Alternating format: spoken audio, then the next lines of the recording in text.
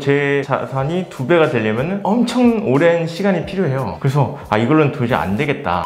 자산이 지금 얼마인 거예요? 지금 순자산으로 15억 정도 됩니다. 15억. 나이 몇 살이세요 지금? 지금 38이요. 처음부터 지금 15억 가지고 계신 게 아니잖아요. 네. 그럼 처음에는 얼마나 가지고 계셨던 거예요? 빵원이었죠. 빵원이라고요? 빵원일 때는 언제였어요? 그때가 제가 26살에 졸업하기 전에 취업을 했거든요. 그때 처음으로 이 자산이라는 거 한번 모아보자 그렇게 생각하게 된 거죠. 그러면 26살 때 취업하기 전까지는 부모님한테 이제 어떻게 보면 배붙어가지고 약간 축내면서 네. 많이 먹었습니다. 그러고 나서 이제 취업한 다음부터 이제 네. 월급을 모으기 시작하면서 그쵸. 내 자산이라는 게 생겨났다. 네, 자산이라는 걸 처음으로 이제 만드는 그때가 시점이었던 것 같아요. 그 전까지는 가지고 있는 혼자 한 거는 없었던 거네요. 그쵸. 어떻게 그렇게 없어졌어요? 저희 집 약간 좀 큰 돈을 벌지 못하다 보니 저희 어머니께서 부업을 좀 하셨어요. 그러니까 집에 혹시 뭐 월소득이 순수익으로 이제 200도 안 되셨던 네, 거예요? 거의 뭐 150에서 200 사이셨죠. 어머니께서 주부신데 부업으로 다양하게 한번 하는 걸 목격했다. 네, 뭐 액세서리 만들고 막 그때 그러셨어요. 저희도 뭐 어릴 때 막 도와주고 막 그랬거든요. 근데 막 그걸로 뭐 냉장고를 사고 가전제품을 나중에 필요할 때 고장날 때 뭔가 사시는 거예요. 저희 지금 되게 가난했는데 그렇게 뭔가 미리미리 준비를 해놓는 거죠. 이런 돈들을. 그래서 그때 좀 어머니한테 좀 되게 많은 영향을 받았고, 굳이 직장에 내가 다니지 않더라도 부업을 통해서 뭔가를 또 마련할 수도 있구나라는 네. 것을 어렴풋이 그때는 몰랐지만 네, 몰랐습니다. 지나고 나서 네, 보니까 네. 그런 게 영향이 됐다. 네, 그리고 저희가 3남매인데 대학 등록금이 좀 걱정이 되는 거예요. 근데 이제 어머니가 그걸 했던 걸로 부업으로 모아놨던 걸로 등록금을 다 마련해 놓으셨던 거죠. 와, 찐이네요, 찐. 그러면 이제 스크리진 얘기로 돌아와가지고 빵원에서 1억 갈 때 그 부분이랑 1억에서 10억 갈 때 이 기간이 되게 차이 날 것 같거든요. 네. 그러면 빵원에서 1억 갈 때는 그 월급이 혹시 얼마였던 거예요? 세전 200. 그럼 세후로는 200도 안 되는 거네요. 네, 180 몇인 거죠. 자, 그러면 그 180 몇으로 빵원에서 1억 갈 때는 얼마나 걸렸어요? 5년 걸렸습니다. 그럼 네. 1억을 모은 다음에 그 1억에서 10억 갈 때는 얼마 걸렸어요? 5년 걸렸습니다. 또 5년 걸렸어요? 네. 뒤에 있는 5년은 대체 무슨 일이 있었길래 그렇게까지 확 는 거예요? 뭐 월급 받고 투자를 계속 하고 더 벌었던 거죠. 다른 걸로. 그럼 초반에 5년에는 투자를 안 했던 거예요? 네, 그때는 예적금만 했죠. 빵원에서 1억 갈 때 예적금만 하다 보니까 아무리 내가 부업을 하더라도 1억까지 오래 걸렸던 건데 그 뒤에 5년은 투자 공부를 열심히 해가지고 투자까지 하다 보니까 네. 5년 만에 이제 거의 9억이 증가하는 말도 안 되는 일이 벌어졌다. 네, 맞습니다. 내가 1억 가졌을 때 5년 만에 10억 갈 줄 알았어요? 몰랐죠.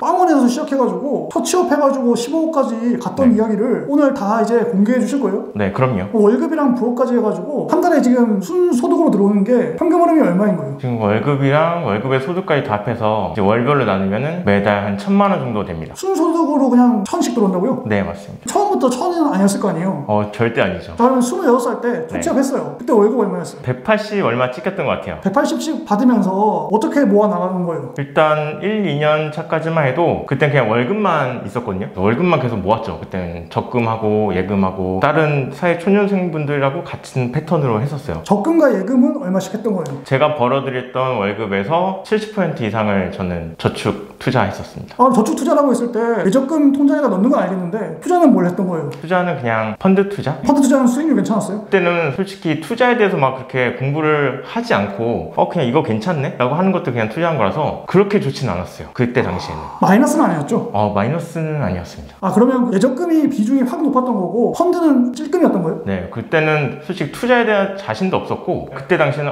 무조건 예적금이 그나마 좀 안전하게 내가 굴릴 수 있는 방법이다. 모을 수 있는 무슨 목돈 모으는 게 일단 목표였기 때문에 무조건 그냥 안전을 추구해서 예적금을 했던 거죠. 그러다가 이제 월급에 불만이 생겼던 거예요? 네, 이걸로는 뭐 전셋집을 못 구하겠더라고요. 결혼도 못하고 전셋집도 못 구해. 네. 집값은 엄청 비싼데. 네, 그때 당시에는 그렇게 비싸진 않았는데 그래도 이 월급으로는 뭔가 답이 안 전셋집을 구할 수가 없겠다라는 생각이 들어서 뭐라도 한번 해보자. 그렇게 해서 제가 영어풀을 만들었던 것 같아요. 전셋집을 도저히 내 월급으로는 감당이 안 된다. 그러면 이제 내가 부업이라도 뭔가 해봐야겠다. 네. 근데 그러고 나서 이제 하고 많은 부업 중에서 왜 하필 어플 개발이라는 부업을 했던 거예요? 그때 당시에 스마트폰이 한창 보급되기 시작할 때였어요. 나도 그냥 가만히 있지 말고 그냥 공부라도 한번 해보자. 그래서 안드로이드 프로그래밍 공부를 했었거든요. 근데 이거 너무 그냥 공부만 하기엔 좀 아까운 거예요. 그래서 공부를 하면서 어떤 걸 한번 만들어 보자, 서비스를. 그래서 제가 이제 프로젝트 팀을 하나 꾸리게 됐어요. 그때 새벽에 영어학원 다니고 있었는데 영어학원 강사한테 제안해서 저 이런 거 하는데 한번 같이 해보실래요? 제가 영어 콘텐츠가 없잖아요. 제가 콘텐츠를 만드는 또 시간이 또 엄청 걸릴 거잖아요. 그럴 바에는 그냥 잘하는 전문가를 제가 같이 해서 협업을 하는 게 좋지 않을까. 그래서 영어 강사님이랑 같이 하고 지금은 와이프지만 그때 당시에는 여자친구였거든요.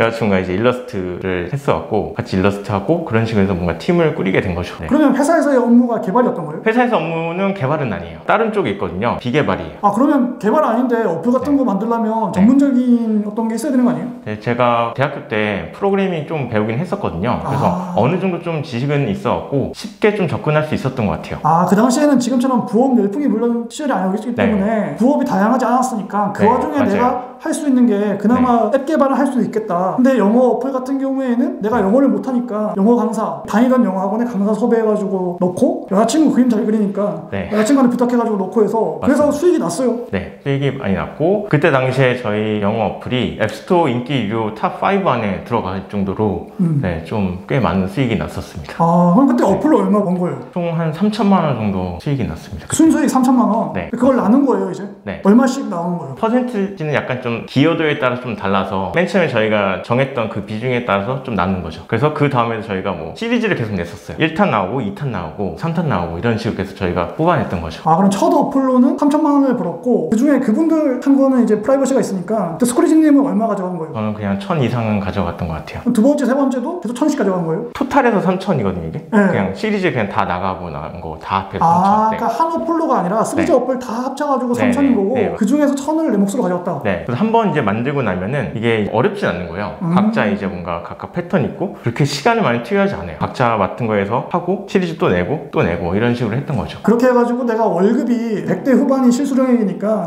부족함을 많이 하고자 부업을 해서 하나를 성공시켰네요. 네. 그래서 그게 저의 첫 번째 파이프라인이었던 거죠. 그러고 나서 이제 회사는 계속 다녔던 거고. 네. 회사를 다녔습니다. 그러면서 이제 파이프라인을 또 어떻게 늘려나간 거예요? 제가 2015년에 운동 블로그를 시작했거든요.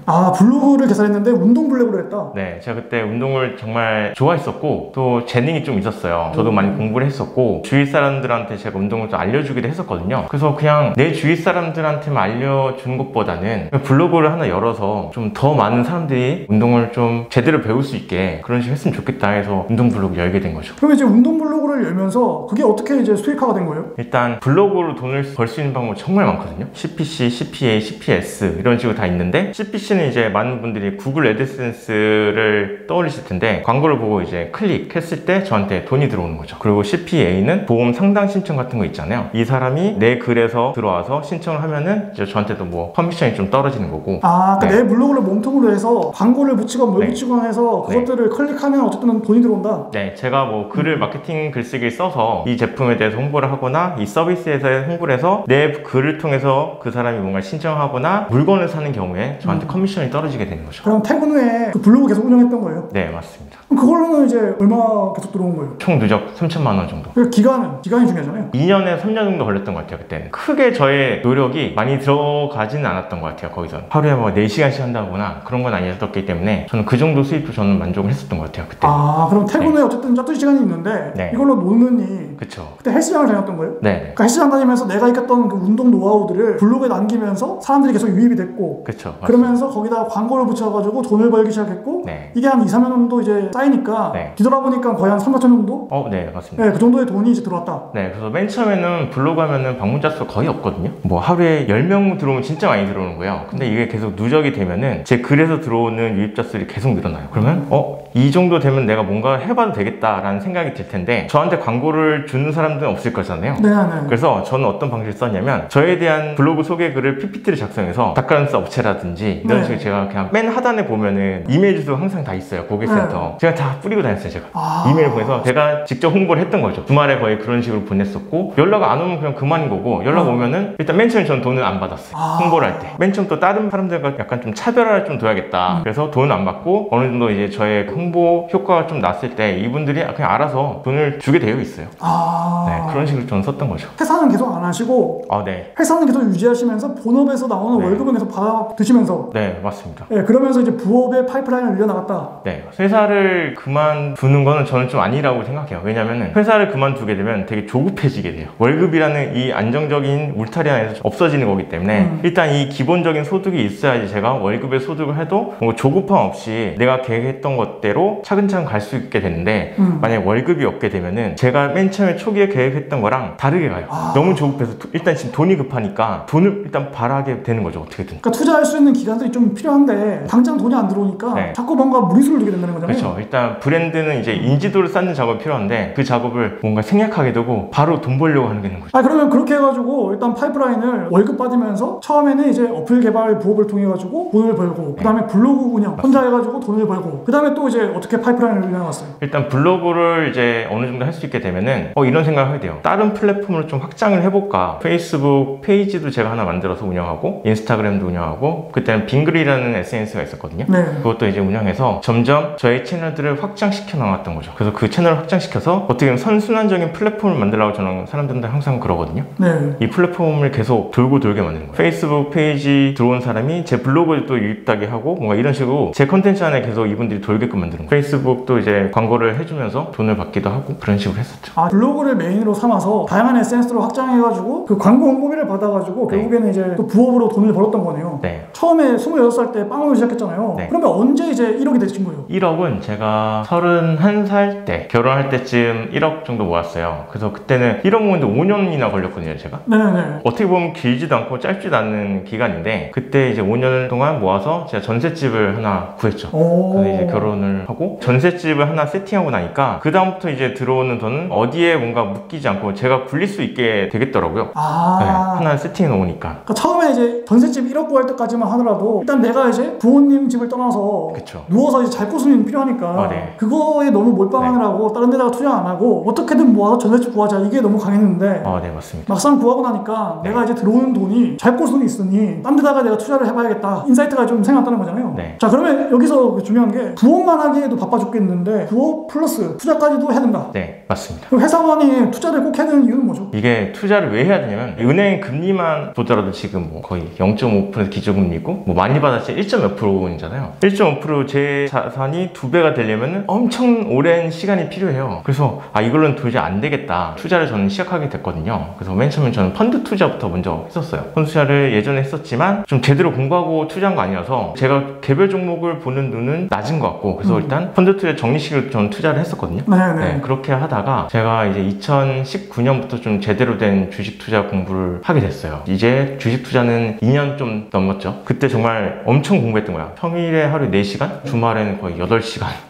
거의 주말에 스터디 카페에 가서 그냥 살았어요. 근데 그 투자를 제가 공부하게 된 계기가 하나 있어요. 어떤 거죠? 운동을 하다가 되게 심하게 다쳤어요. 어깨를 다쳤는데 장애처럼 뭔가 아예 팔을 못 움직였거든요. 수술까지 했는데 더 심해졌어요. 근데 이게 어깨 아픈 사람들은 잠을 못 자요. 누우면은 통증이 엄청 심해지거든요. 통증을 없앨 수 있는 방법은 뭘까 계속 고민하다가 극단적인 선택을 한번 해볼까라도 그런 생각이 들더라고요. 아니다, 그냥 뭐라도 한번 내가 다른 쪽으로 신경을 돌려보자. 그걸 투자로 제가 삼았던 거예요. 투자를 공부할 때 정말 이 통증이 느껴지지 않을 정도로 정말 열심히 했던 것 같아요. 몰두했던 것 같아요. 지금은 어깨 통증 없는 거예요? 지금도 아직 재활하고 있습니다. 결국에는 통증을 잊기 위해서 투자 공부에다가 거의 미친 듯이 몰입한 거네요. 네, 그래서 운동 블로그를 제가 다치고 나서는 못하게 됐죠. 그렇게 해서 제가 접게 됐던 거예요. 더 못 나가고 거기서 이제 중단했던 게 부상 때문에. 그러면 그렇게 해가지고 시작한 투자가 수익률이 좋았나요? 네, 작년에는 또 코로나19 때 많이 하락했었잖아요, 주식시장이. 그때 이제 제가 공포의 매수 버튼을 누를 수 있었던 거는 투자금을 좀 해놨기 때문에 코스피 1500대 제가 들어갈 수 있었던 거죠. 모든 자산은 상황이 좋아지면 다시 오를 것이다라는 확신이 공부를 통해서 이미 있었기 때문에 남들이 두려워하고 남들이 매수를 안 했을 때 오히려 감사합니다 하고 매수한 거네요. 그러니까 영원에서 1억 갈 때는 5년이 걸렸잖아요. 그럼 1억에서 2억 갈 때는 얼마 걸린 거예요? 그렇게 많이 안 걸렸던 것 같아요. 0원에서 1억이 갈 때까지 제가 5년이 걸렸잖아요. 1억에서 10억 갈 때까지 제가 5년 걸렸거든요. 1억에서 10억 갈 때 5년 걸렸다고요? 네, 그래서 이게 투자 공부를 하고 안 하고의 차이가 결국에는 자산의 차이까지 만드는구나. 그때 제가 깨달았던 것 같아요. 1억에서 10억 갈 때에 5년밖에 안 걸렸던 거는 투자라는 어떤 변수. 내가 1억에서 더 만약에 올라가려면 투자는 필수적으로 공부해야 된다. 그러고 나서 열심히 5년을 달렸더니만 10억이 됐다. 자, 그러면 그 1억에서 10억 갔을 때 어떻게 갈 수 있었던 거예요? 2017년에 부동산 투자를 좀 시작했거든요. 제가 모아놓은 목돈이 어느 정도 좀 있었어요. 2억 넘게 있어갖고. 그 2억은 본업과 부업들을 통해서 모은 2억. 네, 그때 이제 펀드 투자했던 거 어느 정도 수익이 있었고, 네, 그래서 본업이랑 펀드 투자 수익이랑 블로그 소득, 그렇게 이 세 가지 모았던 걸로 2억으로 투자를 하게 된 거죠. 그렇게 이제 투자한 게 성공했나요? 네, 운 좋게 성공을 해갖고 제가 주식 투자를 좀 다시 공부를 했었잖아요. 2019년부터. 저는 이제 ETF 투자를 좀 많이 했었거든요. 네, 그래서 개별 기업보다는 저는 약간 성향이 변동성이 높은 걸 별로 안 좋아해요. 저랑 비슷하시네요, 저랑. 네. 그래서 이렇게 출렁이는 것보다는 저는 이렇게 그냥 출렁이다가 그냥 꾸준하게 올라가는 게 저는 더 좋거든요, 제 스타일이. 그래서 ETF 투자를 통해서 약간 분산 투자 해놓고 그런 식으로 해서 좀 자산을 모아갔던 것 같아요. 네, 그러면 그 ETF 투자했을 때 수익률은 얼마였던 거예요? ETF 투자했을 때 1년에 거의 거의 뭐 20% 이상은 수익이 났었고, 요즘에는 이제 글로벌 자산 배분 전략으로 투자를 해놓고 있거든요. 어느 정도 이제 연금 자산을 내가 그냥 크게 신경을 쓰지 않아도 그냥 알아서 그냥 굴러갈 수 있게끔 일단 세팅을 해놓은 게 있어요. 그래서 그것도 이제 뭐 미국 채권이라든지 미국 주식, 신흥국, 뭐 우리나라 국내 ETF, 채권 다 분산 투자 해놓는 거죠. 연평균 수익이 뭐 8%에서 10 몇 프로 이상은 가거든요. 3개월이나 6개월 단위 그냥 리밸런싱 해주면 그런 식으로 해서 지금 세팅해놓고 있습니다. 그럼 어쨌든 그걸 통해 가지고 1년에 8%에서 12%의 수익률은 지금도 이제 ETF랑 이제 글로벌 자산 리밸런싱을 통해 가지고 하고 계시는 거고, 그리고 작년부터는 제가 미국 해외 주식 투자를 하고 있거든요. 미국 주식 계좌를 만들어서 제가 직접 공부를 해요. 기업 분석할 때 거의 뭐 5시간에서 많게는 15시간을 제가 투자를 하거든요. 거의 주말 하루를 그냥 다 쓰는 거거든요. 그래서 그런 식으로 제가 투자를 하고 제가 직접 공부하는 것만 투자를 하는 거죠. 그래서 뭐 시장지수 몇 프로, 성장주 몇 프로, 배당주 몇 프로, 가치주 몇 프로 이런 식으로 제가 포트폴리오를 다 짜놓고 여기에 저는 이제 거의 기계적으로 적립을 합니다. 제가 이제 정한 날짜에 맞춰서. 시청자 입장에서는 아 그런 식으로 해가지고 자산을 늘린 건 알겠는데 초보인데 우리가 그러면 처음에 시작하려면 어떻게 되냐 또 궁금할 수가 있단 말이에요. 그러면 재테크 초보분들이 처음에 이제 월급만 가지고 있는 분들이에요. 그럼 어떻게 투자를 시작해야 되는 거예요? 제가 재테크 테크트리라는 용어를 좀 쓰거든요. 뭐 우리가 스타크래프트 할 때 테크트리라는 게 있잖아요. 그래서 재테크도 저는 테크트리가 필요하다고 생각해서 맨 처음부터 뭔가 투자를 할 수는 없는 거잖아요. 저도 그랬고 매수가 뭔지 매도도 모르는 그런 상태였기 때문에 일단은 무조건 맨 처음엔 절약하는 습관을 기르라고 저는 얘기를 하거든요. 가계부를 쓰는 건 알겠는데 다들 안 쓰시잖아요. 그렇죠. 그래서 솔직히 가계부를 쓰고 안 쓰고 그 자산의 차이가 정말 많이 크게 벌어지거든요. 내가 매달 또는 1년에 벌어들이는 수입이 얼마이고 지출은 얼마인지 이걸 정확히 파악하는 사람은 거의 없단 말이죠. 그래서 그 수입과 지출을 일단 정확히 파악하고 예적금을 일단은 활용해서 일단 절대 만기 때까지 해지하지 않는 나만의 그냥 미션을 하나 만들어 보는 거죠. 대부분의 직장인들이 해지를 해요. 그렇죠. 갑자기 뭔가 사고 싶어서 이렇게 해지를 하는데 내가 절약하고 돈을 모아가는 기쁨을 좀 알게 되면 투자를 좀 넘어와서 펀드 투자에서 일단 좋은 펀드들 이제 고르는 방법들이 좀 있거든요. 그래서 그런 거 이제 적립식으로 그냥 투자해 나가고 투자 책을 좀 많이 읽게 되면은 내가 한번 기업을 선정하고 싶다라는 생각이 들 거예요. 저도 그랬었고 그래서 그때는 이제 주식 우량주나 저처럼 그냥 ETF 위주로 좀 해도 괜찮을 것 같고 이제 어느 정도 좀 자산이 계속 쌓아 나가면 저는 그냥 실거주할 수 있는 부동산 하나는 꼭 마련하라고 저는 얘기를 하고 싶습니다. 그래서 부동산까지 마련이 되면은 이제부터 이제 나의 노후를 위한 연금 투자, 연금도 정말 필요하거든요. 국민연금이 나의 노후를 보장해 주진 않습니다. 근데 어느 정도까지 커버는 되는데 사실 뭐 나쁜 건 아니에요. 국민연금도 되게 좋은 연금 제도인데 그거 말고 개별적인 연금도 어쨌든 마련해야 된다. 국민연금만으로 내가 생활해 나가기 정말 쉽진 않거든요. 정말 최소한의 그것만 보장해 주기 때문에 개인연금으로 미리 지금부터 어차피 지금 뭐 20, 30대가 3, 40년 굴릴 수 있으면 정말 많이 저는 커질 거라 저는 생각을 해요. 그 자산이. 처음에 이제 재테크 시작할 때는 바로 투자로 넘어가지 마시고 적금으로 강제로 하더라도 만기 때까지 갈 수 있는 어떤 끈질김, 소비 통제 이걸 통해 가지고 한번 목돈을 마련해 보시고 이 습관을 통해서 내가 이제 돈을 모으는 기쁨을 얻었다면 바로 또 개별 종목 가지 마시고 다양한 펀드를 공부해서 적금보다는 더 많은 수익이 나는구나를 한번 느껴본 다음에 개별 종목을 공부하던 ETF를 공부하던 해서 결국에 이제 투자로 넘어가시고 그렇게 해서 쌓인 시드가 생기면 그 시드를 가지고 투기를 해가지고 어떤 부동산을 하겠다 이게 아니라 실제로 내가 거주할 한 곳 정도는 대출을 좀 활용하더라도 사서 이제 거주를 하라. 맨 처음부터 주식 투자할 때 몇 천만 원 들어가는 사람들이 굉장히 많아요. 근데 저는 그건 절대 아니라고 생각을 하고 왜냐면 나의 투자 그릇은 아직 이만큼밖에 안 되는데 이 그릇에 1000만 원 담으려면 뭔가 넘치겠죠? 제대로 뭔가 제가 관리를 못 한다는 거예요. 그래서 100만 원부터 일단 시작하고 공부를 계속 하면서 내공을 쌓으면 내 투자 그릇은 자연스럽게 커지게 된다고 저는 생각을 하고 이렇게 내가 큰 금액을 다룰 수 있을 정도가 되면 그때는 뭐 어느 정도 자산을 좀 투여하는 게 맞지 않을까라는 생각을 하고 있어요. 실패하는 경우는 없어요? 실패하는 경험이 있죠. 어떤 거 실패한 거예요? 네이버 카페는 제가 잘 운영 못 하겠더라고요. 아, 부업으로 네이버 카페를 했었는데 거기로는 수익을 못 내는 거예요? 카페를 키우는 게 이게 혼자만의 힘으로는 진짜 힘들더라고요. 그래서 다른 카페들 보면은 뭔가 스텝을 두고 게시판지기를 두잖아요. 그게 제가 실패했던 포인트인 것 같아요. 저는 그냥 제가 혼자 다 하려고 했었어요. 시간은 한정돼 있는데 해야 될 건 많은데 굳이 그게 나한테 큰 도움은 안 되니까 당장 그러니까 자연스럽게 이제 카페 쪽은 접은 거고 투자 같은 경우에는 다 성공했던 거예요? 아니죠. 투자에 뭐 100% 성공은 저는 절대 있을 수 있는 일이라고 생각 안 하거든요. 투자는 어떤 게 실패한 거예요? 지방에 오피스텔 투자한 게 있었어요. 그건 이제 월수 수입을 받는 건데 제가 좀 잘못된 판단을 해왔고 조금 이제 손실을 보고 매도를 했습니다. 내가 아무리 투자를 열심히 공부해도 결국에 내가 판단을 잠깐 미스하는 순간에 손실은 날 수 있다. 그러면 이럴 때 투자에서 어떤 문제가 생겼어요. 그럼 이 문제가 생긴 거를 어떻게 해결하면 될까요? 일단 저는 이 손실에 대해서 실패했다라고 뭔가 너무 마음속에 깊이 새겨들잖아요. 왜냐면은 좋은 투수도 계속 스트라이크만 던지진 않잖아요. 볼도 던지고 데드보드 하고 홈런도 맞고 그러면서 저는 그 투수는 성장한다고 저는 생각을 하거든요. 저도 이게 실패가 나한테 성공의 밑거름이 되겠구나, 그냥 그렇게 생각을 하고 넘겼어요. 그 다음에 투자를 할 때는 바로 직전 인기에 실패했기 때문에 뭔가 위축될 수도 있잖아요. 근데 저는 그냥 신중하게 된다고 저는 생각했었어요. 내가 이때 뭔가 잘못된 판단을 너무 성급하게 내렸구나, 다음부터는 뭔가 조금 더 이 부분에 대해서 신중해야지, 그렇게 좀 더 결론이 난 것 같아요, 저는. 네, 그러면 어쨌든 결국에는 26살 때 빵원으로 시작해가지고 5년 동안 어쨌든 월급 플러스 부업을 통해서 예적금만으로 거의 한 1억까지 간 거고, 그 이후에는 투자 공부도 열심히 해가지고 주식 투자, ETF 투자, 부동산 투자 등을 통해서 1억에서 10억까지 또 5년 정도 걸려서 간 거고, 그런 식으로 지금 한 15억까지 오신 건데 지금 이제 사회생활 시작하셨거나 아직 이제 수익이 좀 약하거나 15억이라는 게 어쨌든 투자 공부 안 하신 분들 입장에서는 그래도 큰 돈이란 말이에요. 그러면 여기까지 갔을 때 꼭 이것만을 알려줬으면 좋겠다 싶은 마지막 이제 조언이 있다면 어떤 게 있을까요? 월급의 소득을 올릴 때 제 투자금이 뭔가 들어가는 거는 저는 안 하거든요. 대신 제 시간이 사용되는 걸 해요. 부업으로 할 때는 내가 돈 들이는 건 안 하고. 네, 왜냐면 이게 투자금이 들어가게 되면 엄청 조급해져요. 그래서 정말 생각했던 것과 다르게 막 되게 조급해져서 이 투자금 빨리 회수해야지 라는 생각 때문에 제대로 운영이 안 되거든. 그래서 저는 이제 재능을 키워서 그 재능으로 저는 돈을 버는 거를 좀 추천하고 싶거든요. 이 사람마다 재능이 다 달라요. 나는 무슨 재능이 있을까 한번 고민해보고, 이런 걸 좀 남들보다 잘하는데 그럼 그쪽으로 약간 좀 재능을 키워서 이걸 또 재능을 수익화시키는 방법을 좀 연구해봤으면 좋겠어요. 시간을 사용하라는 걸 저는 추천하고 싶습니다.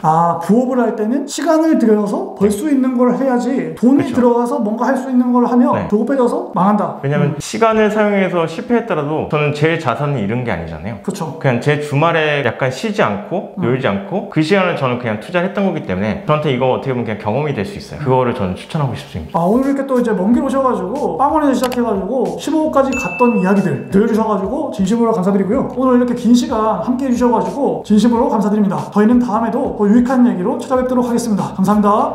감사합니다.